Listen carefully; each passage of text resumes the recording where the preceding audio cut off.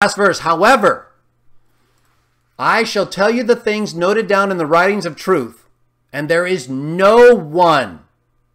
The Greek text says oudeis, no one, holding strong with me in these things but Michael, the prince of you people, your prince, the prince of you people.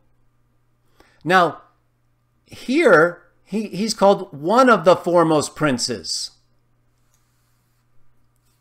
He's not called an angel here. It uses the Hebrew term hasarim. And it calls him one of the first. One of the first ones. Rishon, I believe, is the term used. Or a form of that word, rishim, which would match the form of the term for princes, hasarim.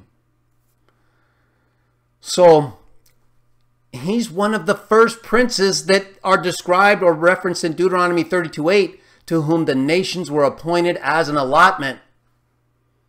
The sons of God were given the nations, the boundaries of the sons of Adam. He's one of the first ones. One of the first princes, like this prince right here, the prince of the royal realm of Persia. Doesn't say he's one of the first, because Persia was a later kingdom, or at least it depends on the point at which the kingdoms were allotted, right? They could have been allotted at the time when Jah did it, at the point of Deuteronomy 32:8, with a look forward toward the development of the nations in accordance with his will. But the point is, Michael's called one of the first princes.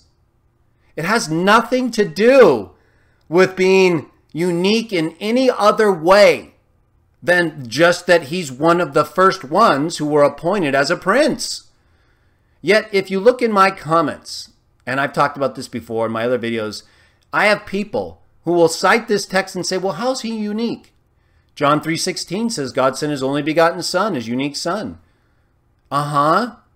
So, he can't be one of the first ones who are appointed over the nations, in this case, God's own people, the very people that God himself was using for the Messiah? You don't think that makes him unique? That he is given Israel as an allotment? That as among the sons of God, he's given what at the time may have been seen as the lowliest, right? Eventual slaves in Egypt, but freed ultimately and glorified in connection with God's Son.